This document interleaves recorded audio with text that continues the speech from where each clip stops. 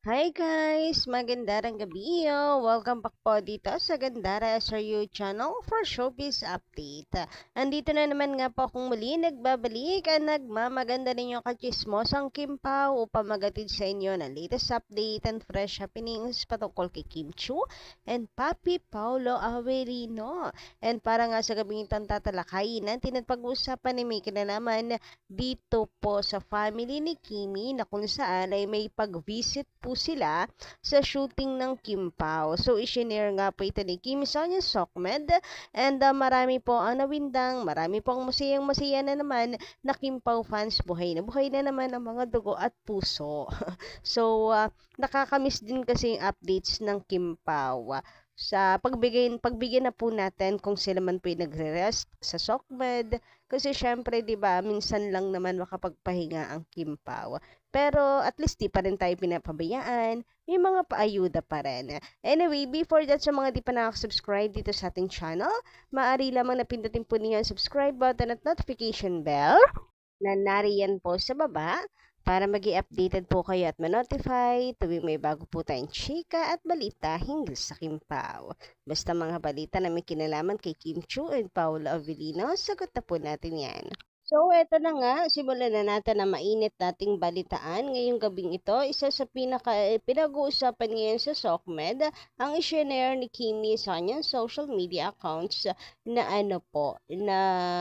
pag-spend yan ng time with her family kasama si JP. So, mukhang may mga palit upload si Kimi pero okay lang yan at least, 'di ba?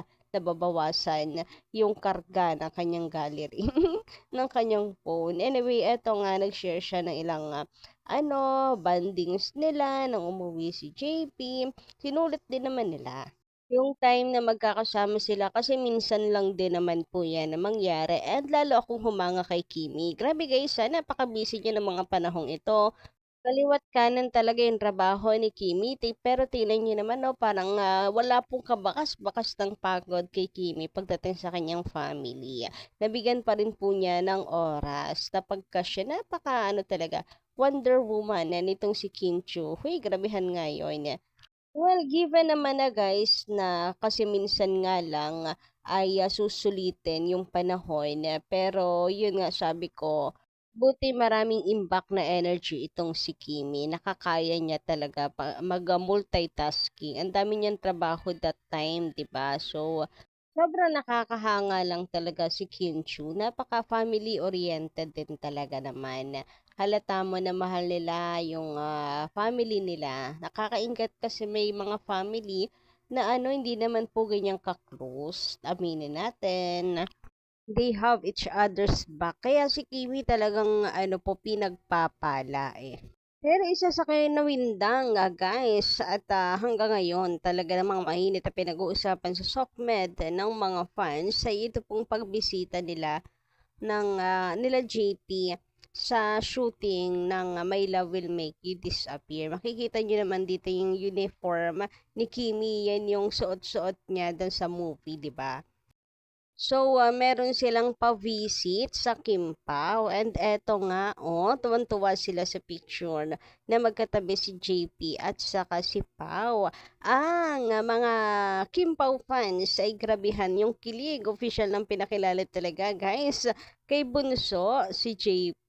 Grabe, si Bunso, official na pinakilala ni Kim Chiu sa kanyang family, si Paolo. Sa kanyang bunso, sa kanilang bunso na si JP.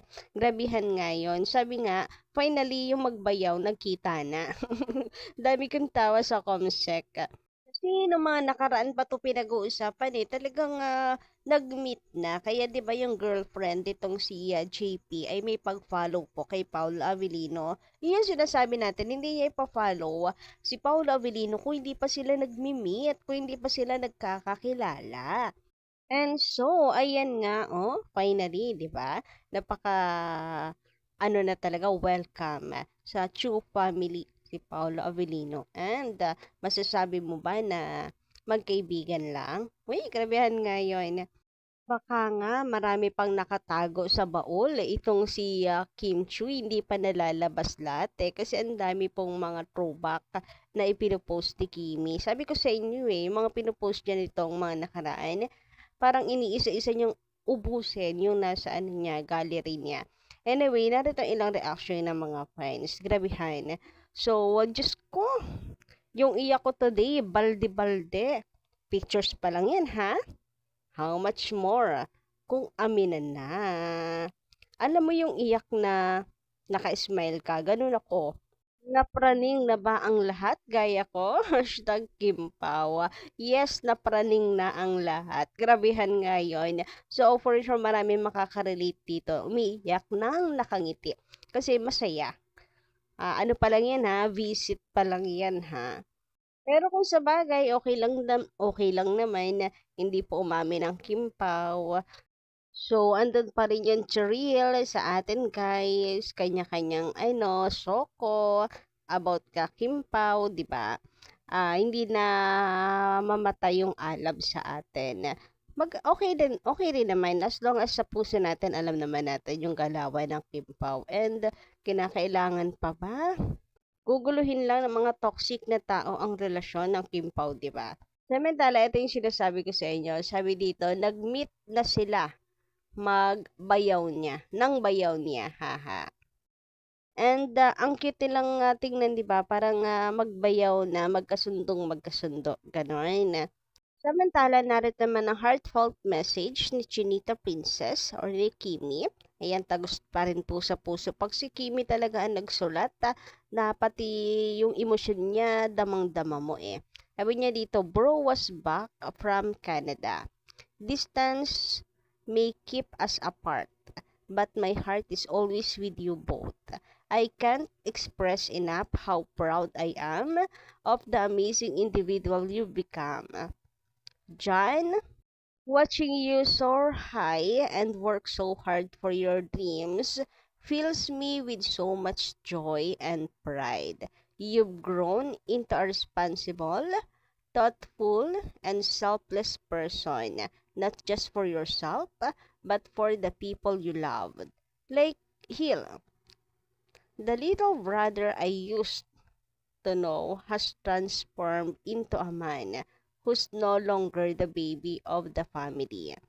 You even fight me to pay the bill now and treat me to dinner. Simple gestures that make me teary-eyed because they remind me of how much you've matured.